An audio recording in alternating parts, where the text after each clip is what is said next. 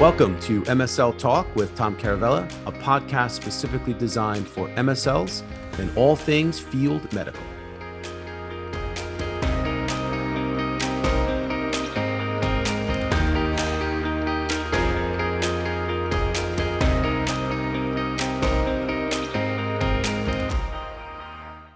Hey guys, welcome to the podcast. My guests today are George Lehman. He is a medical liaison with Novo Nordisk, and Sierra Birch. She's a molecular science liaison with Caris Life Sciences.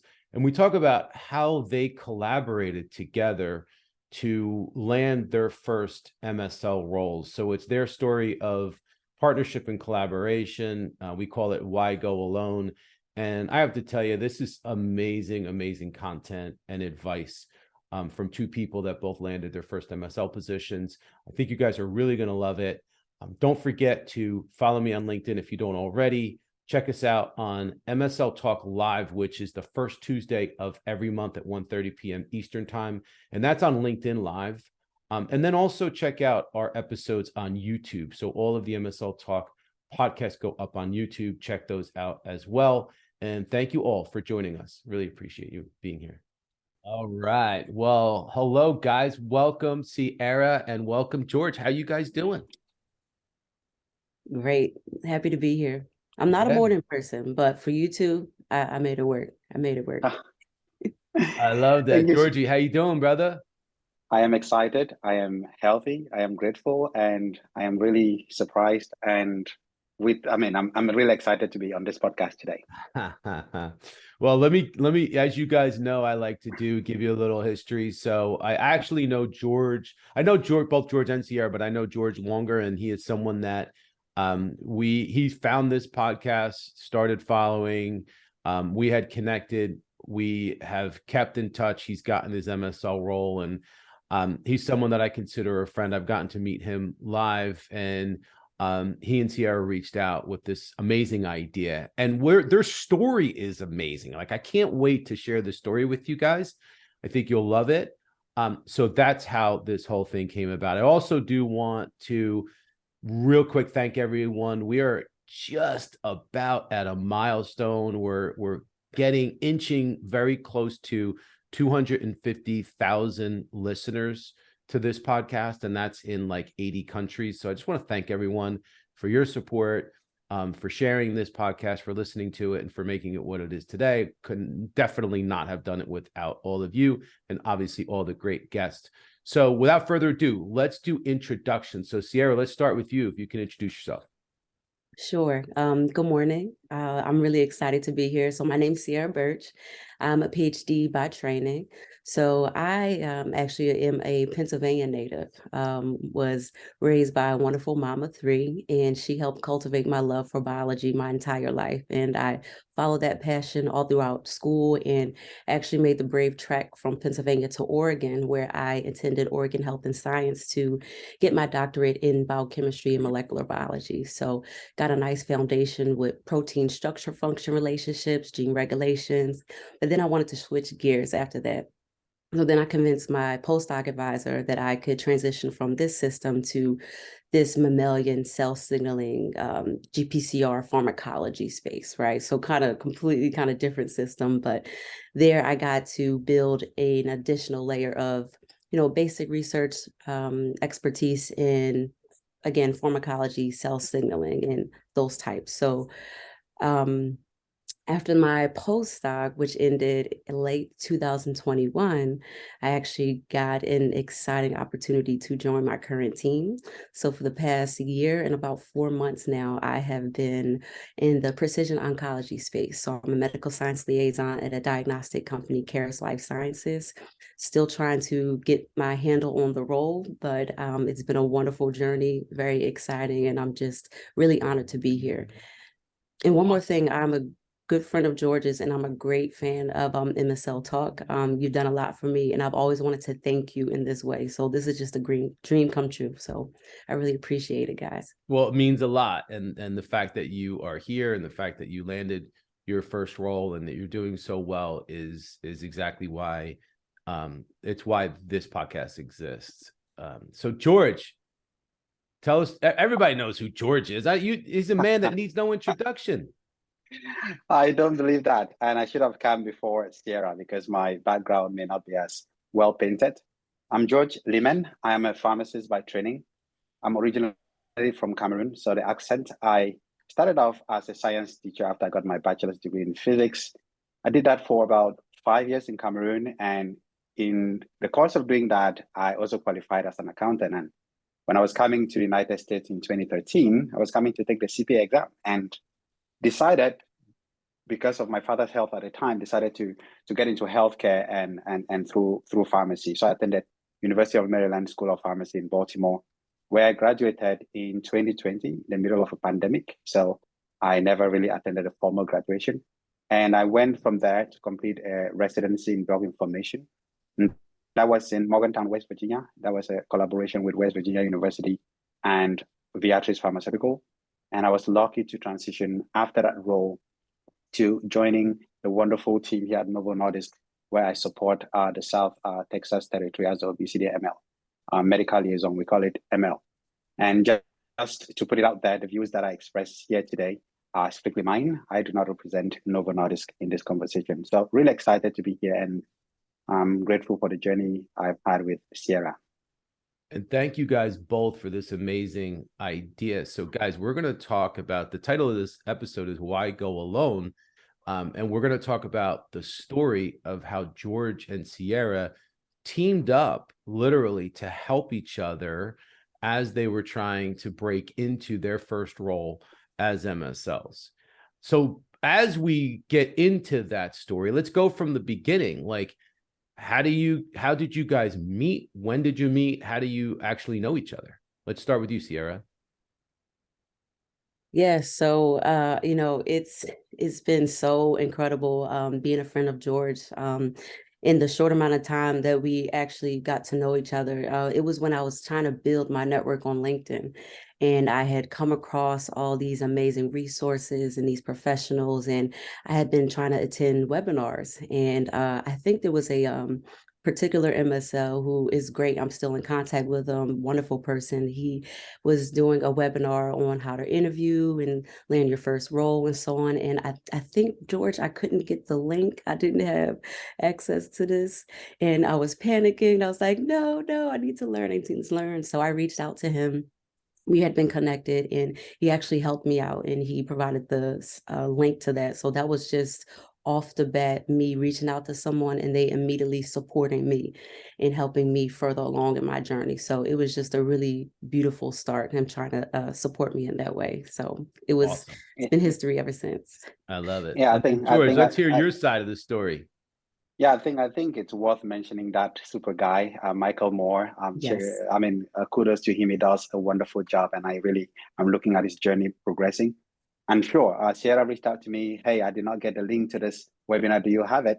And I was lucky to be on LinkedIn at the time, and I sent it to her, and her response was lifesaver. And so since after that response, we've been kind of in the business of saving each other's life going forward. Then a few weeks after that webinar we attended, I was going to do a presentation, just, the practicing, trying to show yourself, being out there, be vulnerable. So with Diversity in Medical Affairs, it's a group on LinkedIn. I know, Tom, you had presented to that group. So it was my turn to do a presentation, and Sierra offered to do an introduction. And it was the most well-painted introduction I've ever had in my whole life. I was like, how did this lady know me so much? And in the usual manner of getting feedback, I was like, hey, Sierra, do you have any feedback for me? I remember in that presentation, I had some issues with some slides. And so when I reached out for feedback, do you have any feedback you can offer me? Her response with, because I apologized for the issues with the slide, Sierra's response was, anything is forgivable with charm and grace. I was like, okay, does this lady mean that I had both? Did I have charm? Did I have grace? And so I said to myself, if this is not allyship, what could it be? And so we just started collaborating. She would send me a link to join Clubhouse. These are good rooms on Clubhouse. So she's the one who taught me how to use Clubhouse. And so we would tag team on coming to MSL Talk on Clubhouse. And one of the things we would share before we come in, okay, this is the topic that I'm going to be discussing. What do you know about this topic? What kind of impactful question can you ask someone, right? So we would sit in the back and chitty chat and have our strategy on how to engage with your audience on Clubhouse. And it worked. And so that's been the journey. And it brings me back to a quote I got from Keith Ferrazzi in his Never Eat Alone, is success equals the people you meet and the things you create together. So my success is Pat, you, Tom, you, Sierra, the people I met, and the things we're creating together. So I'm really excited for where all of this is leading. I love it. I love it. There's another quote that says, if you want to go fast, go alone. If you want to go far, go together. And I have to give props to Sarah Snyder on my team. Sarah actually, I think she posted that quote recently. I don't know who said it, but anyway, shout out to Sarah. All right. So you guys meet, and by happenstance, I guess, right? Now, did you plan to do all this together, or did it just happen? Well, let me just continue. I think it just happened, right? The fact that she reached out, I don't know who else she texted on LinkedIn asking for the link to the webinar. I responded, so we did not plan that encounter. And honestly, we were in the DIMA Diversity in Medical Affairs group. I didn't reach out to her to ask. I'm sure someone within that group asked for a volunteer who is going to introduce our speaker today. So we actually did not plan. We just realized that we had an organic bond to each other, whether we needed to vent, whether we needed to share some experiences or share some good people we've met, right? So we did not. And thinking back, I don't know whether there would have been a benefit if we planned it. I don't know what you think, Sarah, but we actually did not have kind of an agreement. This is what we're going to be doing. Well, so whether it was planned or not, you guys got together. Obviously, you had success. So let's dissect that a little bit. Let's talk about that. Tell us some of the things that you guys did together to find success in getting yourselves into this MSL position. Yeah, so I can begin with that. So again, it really just started with the mutual support, and it seems so not a big deal, so insignificant. But when you're in this space where you are, maybe you don't have this experience, where you feel like you have these hurdles, right? If you have somebody who's in your corner who has similar goals and who has similar motivations, just having that camaraderie alone was, I think, motivating for me, because when I began my journey, I had a very minimal network. I didn't know any MSLs. I didn't know any other aspiring MSLs. So just trying to build that initial camaraderie and bond and start of our connection, I think, was really that. And then with the link to the webinar, that was huge, because I think before I even applied to anything, I had been to just dozens of webinars over a span of months before I actually applied to these jobs, because it was important to soak up knowledge. So we made sure that we shared knowledge and opportunities for more knowledge with each other, right? And then in addition to that, we always made sure that we were introducing each other to others. We were making sure that we were on each other about following up with the professionals that we would learn from on the webinars that we attended. Those are some of the things that I think that we kind of worked towards. And again, the feedback and the ranting, feeling like this is not going to work. I'm not going to get to where I need to be, but we did it. So what do you think, George? Do you have anything to add to that? Oh, yeah. Yeah, I always have something to add when it comes to working with Sierra. So we would look at each other's LinkedIn. Oh, Tom said your LinkedIn needs to look this way. Sierra, just look at my LinkedIn and give me feedback as a friend, right? It's not one of this super accomplished professional who may be giving me kind of an out of thought feedback. Like, they're so experienced that their feedback on my LinkedIn, I may not be able to translate it. So she's a PhD. I have a lot of respect for PhD, but we're kind of at the beginning of new phases in our career. So I could easily get feedback from Sierra, and I understand, okay, what she's talking about. Then I connect with someone, maybe Sarah Snyder, who is on your group and one of the best person I met through this journey. I'll reach out and say, hey, do you know Sarah? Have you connected with this lady? She's awesome. She's generous with her time, and just share tips on how how a good connection reflect would be, right? Because some people are sitting, maybe listening to this podcast, they get on LinkedIn, they want to connect with Tom. But what do I tell Tom? What is my value proposition? So we would exchange notes on how do you reach out to people? Do you just say, hello, I'm George? What is that message like, right? And so having someone who one is validating your concerns and your fears, and then the two of you can have an approach to tag team, okay, this is what a good message to someone is. This is what I sent and this is what worked, right? It just helped us to really synergize our mentors. We were able to have mutual mentors, or I don't need to speak with Tom. If Sierra has already spoken, I'm going to pick her brain, then I'm looking for another person. So those were some things that really helped us to amplify our presence on LinkedIn. I'm going to repost some of the good posts she makes. I can send her an idea of a post I'm trying to make and get her thoughts, and she would do the same for me. And that was really coaching each other along the way. So I'm excited it worked. Let me tell you, I think it's brilliant. I think it's absolutely brilliant. First of all, I love the emotional support that you guys gave each other, where it was like, I don't know, you know, feel a little down on myself. This may never happen. And you guys are there to support each other emotionally. And then you're sharing best practices. Hey, check out this webinar, check out this, you know, podcaster, or, you know, the Clubhouse thing, whatever it is. And then when you get to asking for honest opinions on LinkedIn and social media stuff, that becomes a little more tactical. That's like, hey, if you see anything that doesn't look right, you know, let me know. You don't really get that. And George, to your point, you can hire a professional to do that, but the professional is going to give you a skewed opinion based upon whatever agenda they might have, and it might be genuine where they're trying to help you, but they may not know your situation. Sierra, and vice versa, George, you know each other's situation. You know what you're looking to do. You know the market. I love the way you were sharing ideas, helping each other, supporting each other, and making, you know, it's like 2 + 2 doesn't equal 4. 2 + 2 = 5, = 10. You guys are compounding your knowledge and sharing it with each other. So I want to talk about, what else did you guys do or learn or come up with that was really beneficial that you want to share with the folks listening? Maybe I can take this first.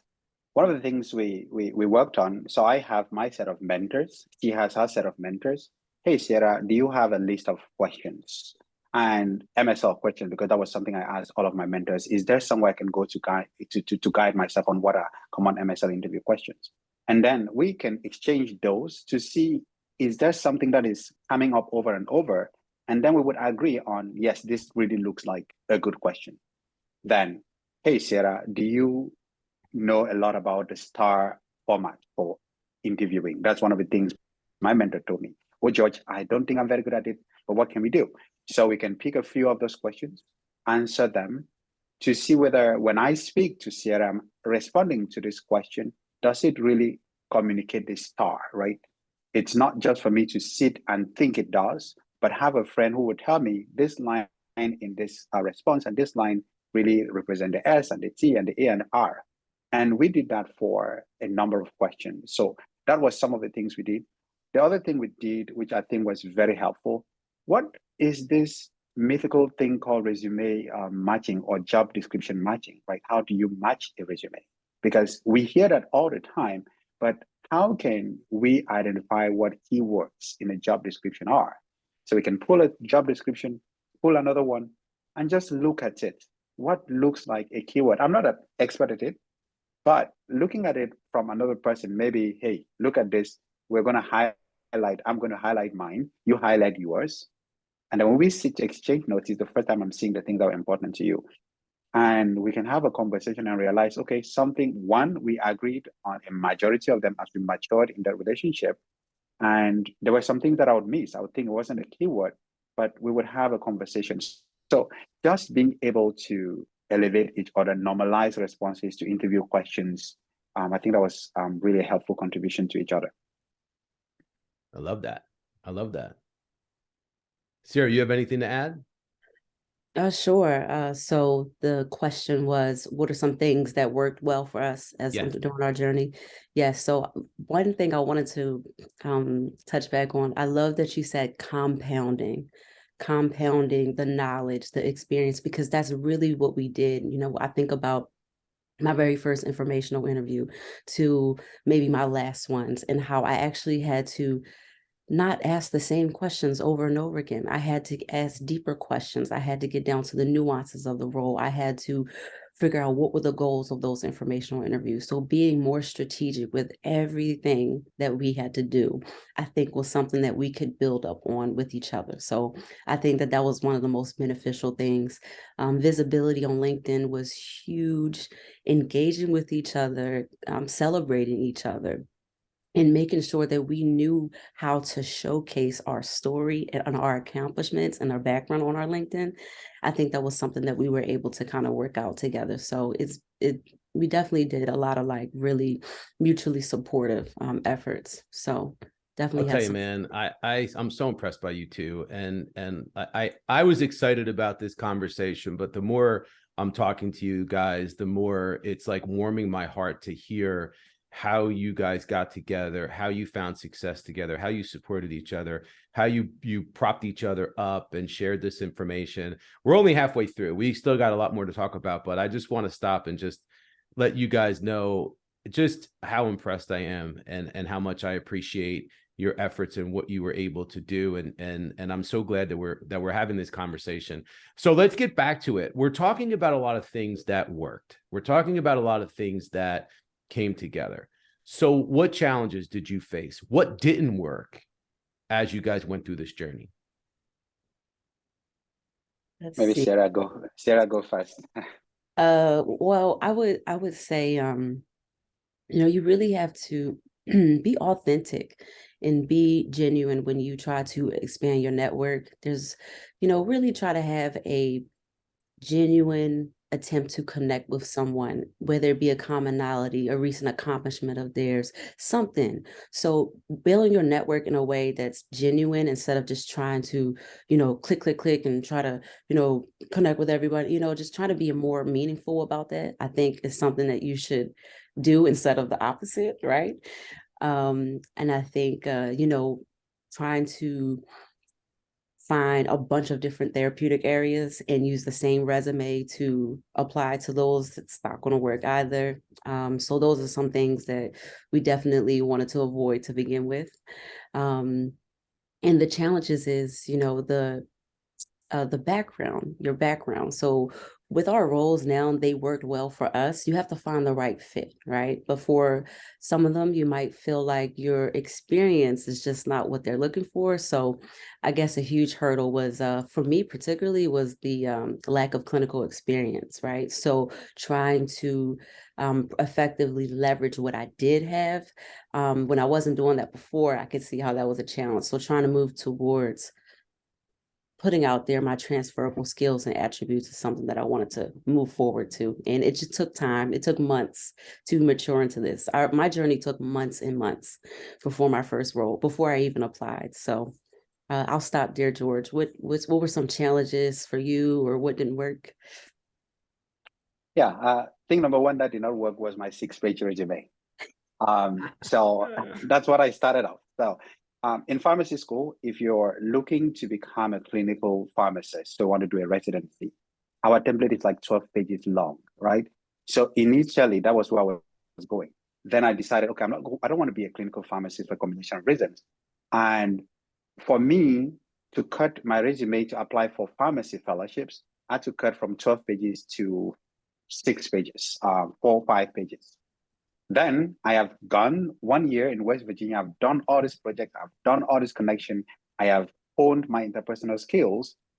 And I want to apply for an MSL job, and they want me to cut it further. Like I'm moving from 12, I'm moving to 6. And then someone is telling me you need a 2 to 3 page resume for an MSL role. It felt like an amputation, right? So one of the things that did not work was my 12-page resume. My 6-page resume did not work, but the shorter version of it worked. The other thing that did not work was applying to all MSL jobs. It didn't work. It was just a good recipe for burnout. When I had a strategy for I am interviewing or applying for this number of jobs on these particular times of the week. That worked. The other thing that also did not work for me was really just trying to connect with people aimlessly, right? Yeah.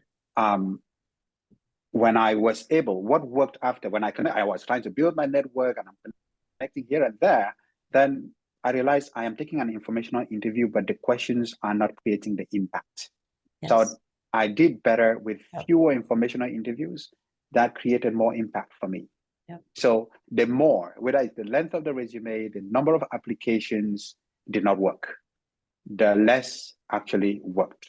And while for other pharmacists who are out there coming from clinical practice, pharmacists who are working in other areas, or a very accomplished PhD, MD pharmacist, be ready to take that advice. You have to summarize your resume to the relevant thing. I got my job with the 2-page resume and not with the 6-page resume, but it felt like an amputation. I'll stop there.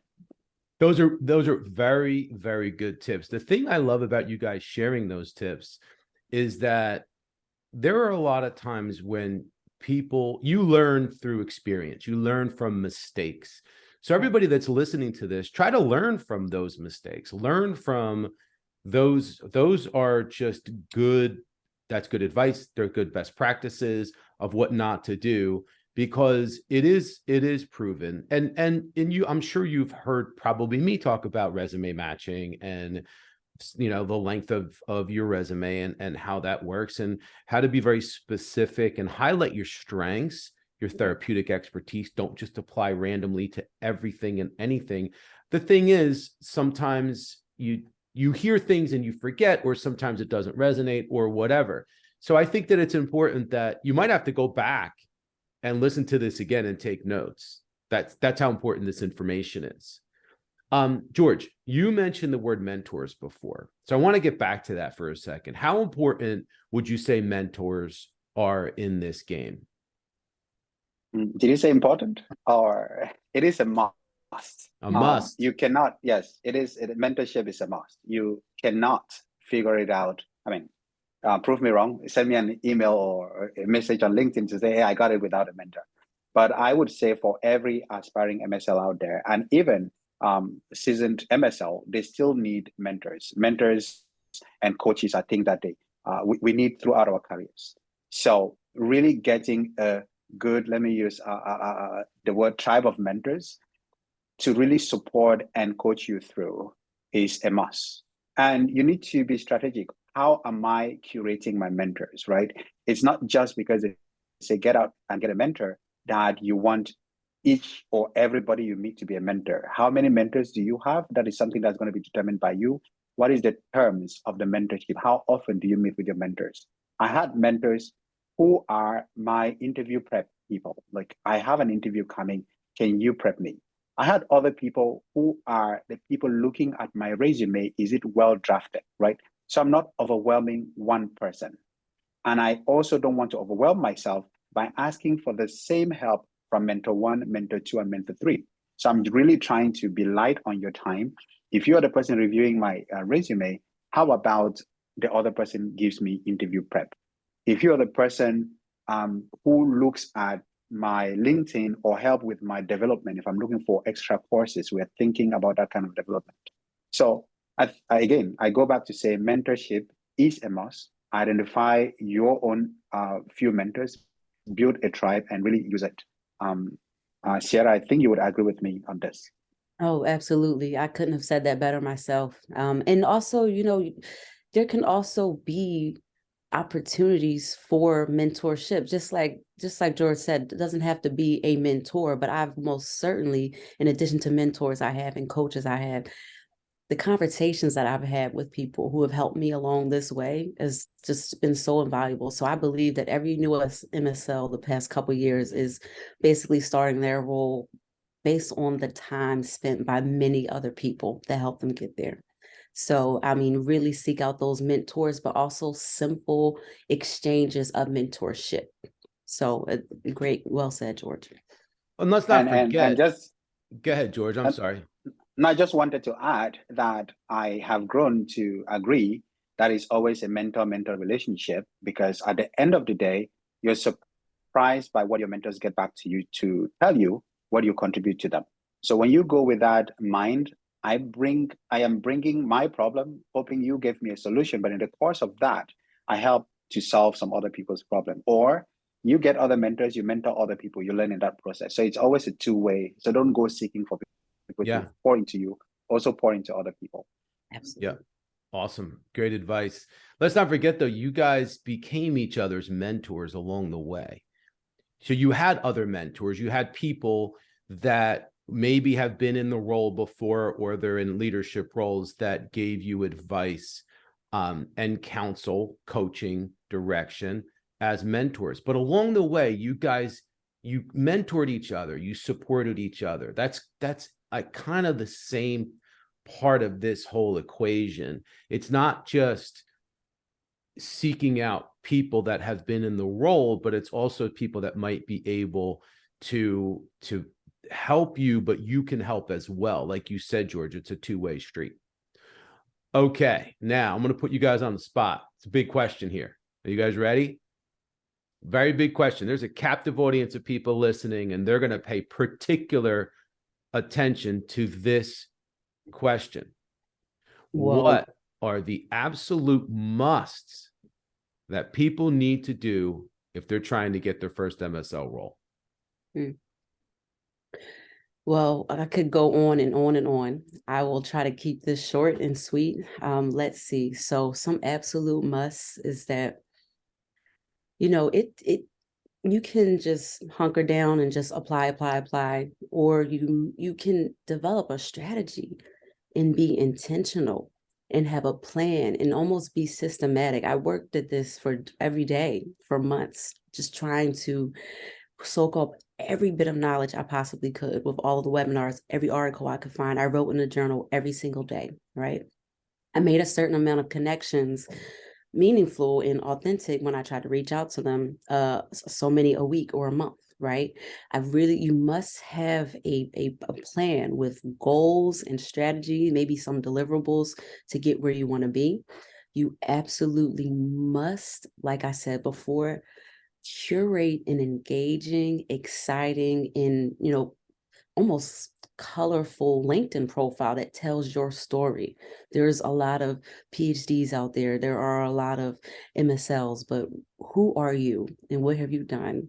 And what about your background can allow you to navigate into this new space, into this new role? So you must be active, you must be present and engaging on LinkedIn.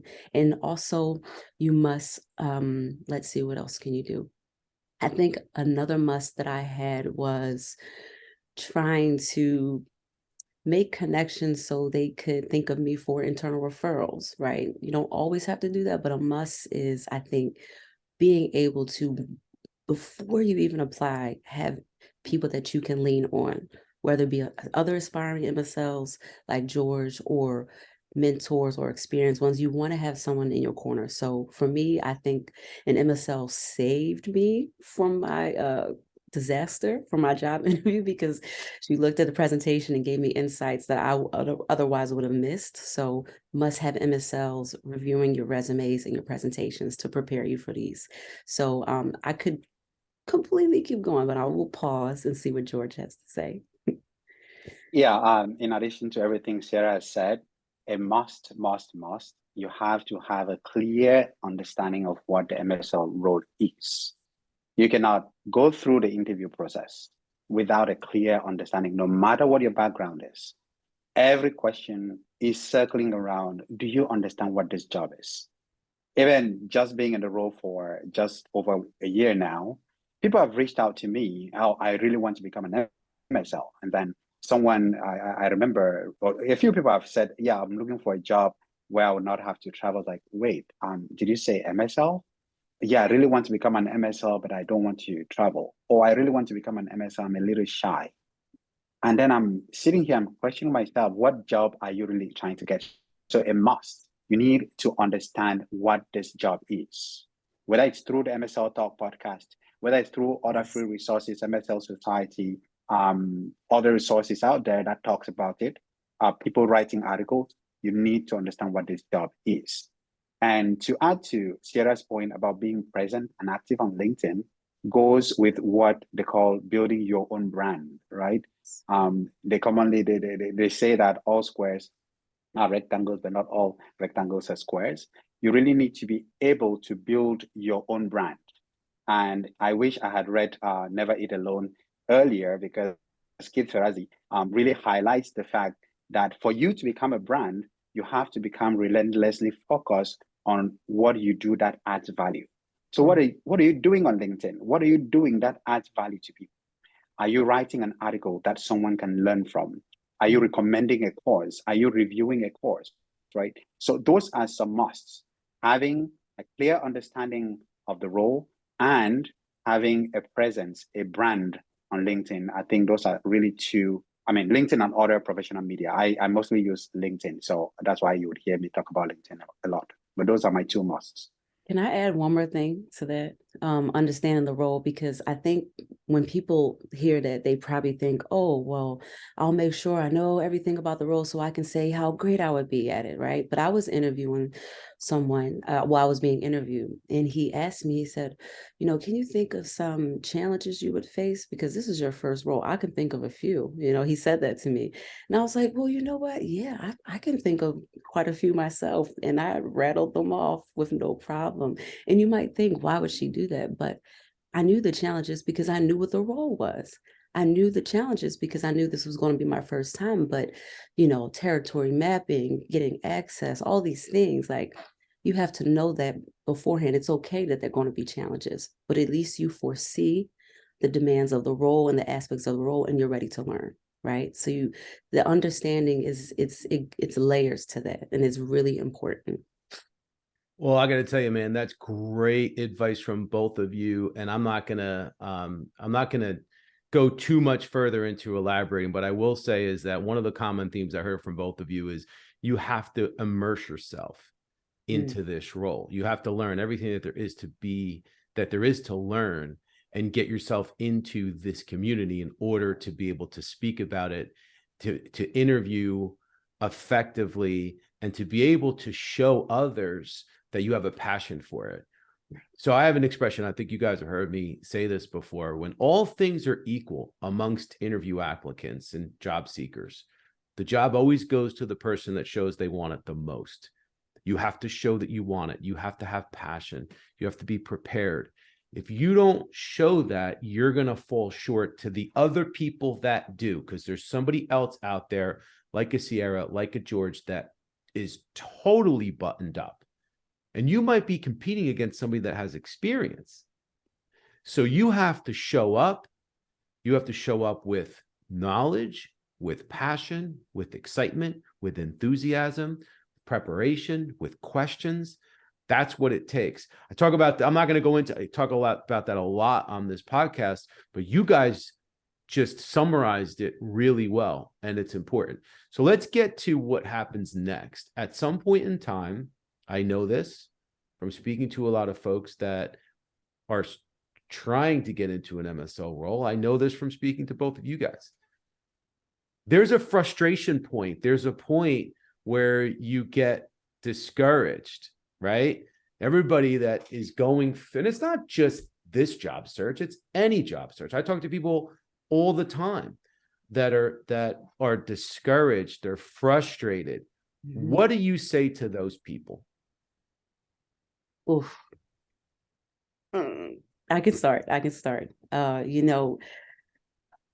Okay, so it's interesting because this is going to come full circle, but I kid you not, Tom. I have a book that I almost exactly 2 years ago, what I started writing in with my journal, and I looked at it for the first time in a long time. And on the third page, it was the first MSL Talk episode that I had listened to.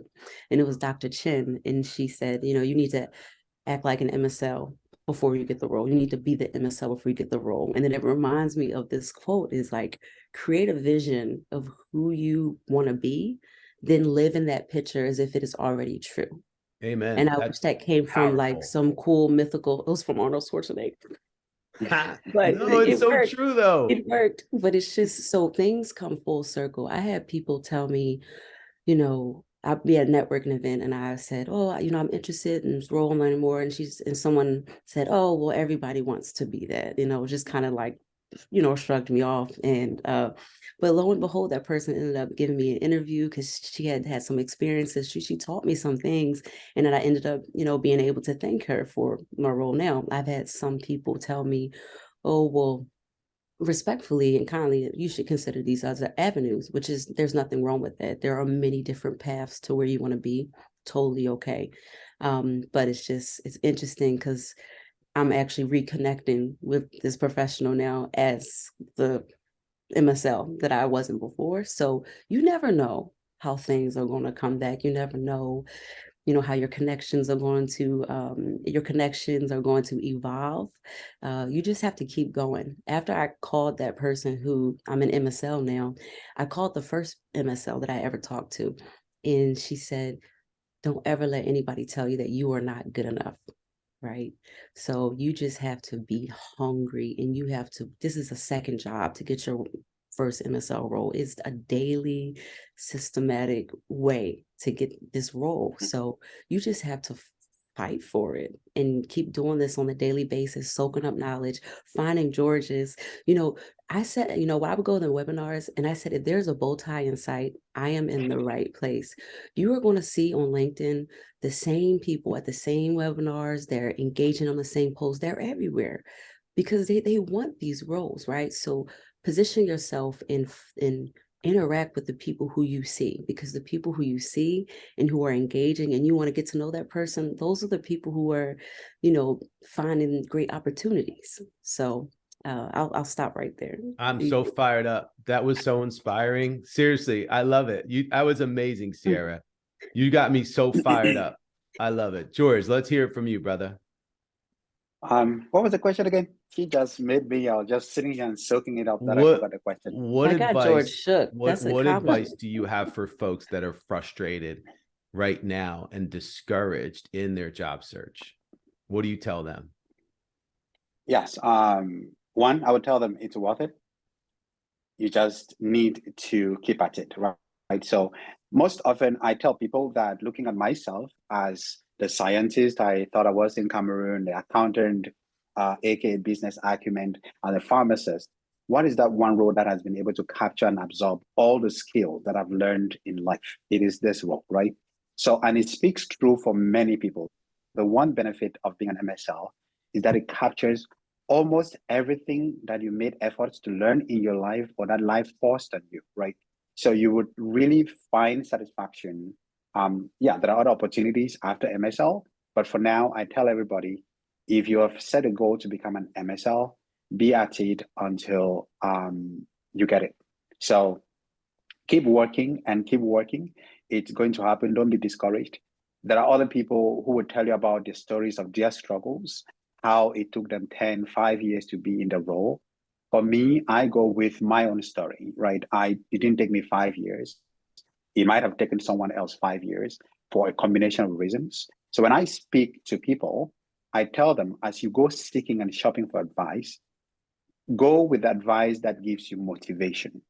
Did I thank the person who told me I needed years of clinical experience before I ever think of becoming an MSL? I did. I thanked them for other things they said, but I focused not on the lack of clinical experience as a pharmacist, but what other skills? I'm an educator, I'm a communicator, I have a good business acumen. What else do I need to show, right? So as you go out there teaching yourself what the role is, you need to sit yourself down too and ask, do I actually understand this role at this point? Because there are people who passively consume the resources that are available. I actually had a notebook for MSL Talk. I had a OneNote for informational interviews. And I'm sure all the people I spoke with can say I never asked them the same question twice. The only way I could do that was to have a systematic way, right? I want to use your 5 minutes correctly. So I think anyone, first, it is a worthwhile investment becoming an MSL, either to stay as an MSL or number of opportunities it opens up for you. And two, to be able to filter the good in every advice that you get and what you can really act on. So keep at it. Everyone out there, keep at it. Good stuff. Good stuff. All right, guys, we are getting a little long here. So we're going to do final speed round. Just last piece of advice that you guys have to offer for folks out there that are trying to break into the role. Let's go 60 seconds. Sierra, you go first. You put yourself out there. You be confident. You be brave. You tell them why you are different. Someone said you don't have to be good or even great. You have to stand out. Let people understand who you are and tell them what your transferable skills and attributes are. Keep working hard and reach out to us, and we'll help you figure out things and help encourage you and motivate you, and just keep at it. Awesome. George, last words of advice. Last words of advice: build a brand, be present on professional platforms, and one of the things to have in mind as you're doing all of this, I think it's from Dale Carnegie, who said you can be more successful in 2 months by becoming interested in people's success than you can in 2 years trying to have others get interested in your own success. So I say this to mean, if someone has a new role, you're interested in their success, hey, congratulations. If someone sends out a good post, write a good post. Sometimes it's very important. I reach out to someone who posts important stuff on LinkedIn, even outside of the comment I make. Like, I really appreciate this free education, because sometimes they'll not even remember that you commented, but I get to their inbox and tell them, you know what, I admire you for this level of engagement, and I really enjoy this. That's how to build your presence, not by elevating yourself, but by elevating others who are already doing great. So be yourself, build your brand, and be present. Awesome, He's guys. Good, Tom. He's good. He's good, man. You guys were amazing. I think we broke the internet. I think this is going to be the most downloaded episode we've ever had. I can't thank you guys enough. Like I said before, I'm so impressed by both of you. I want to wish you all the success in the world. Thank you for everything that you guys have done today to pay it forward and help people who were once in a position that you were in. I appreciate you coming on this podcast and giving back. And I appreciate everyone. That's all of the listeners, everybody that has supported this podcast. Once again, we're getting up on that milestone of 250,000 listeners. So I love you guys. Thank you guys. Keep up the effort. Stay strong in your faith. Stay strong in your attitude, and good things will happen. Take all this advice. Listen to this episode again. Take good notes, and I guarantee you guys are going to get to your goal. All right. Thanks again, you two. Thanks so much. This is an honor. Thank you. Really. Thank you. All right, y'all. See you soon. Bye-bye.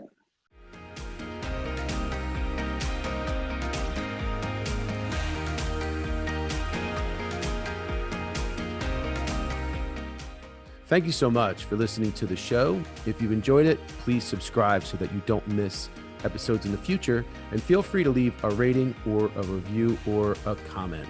Thanks again, and I look forward to seeing you again soon.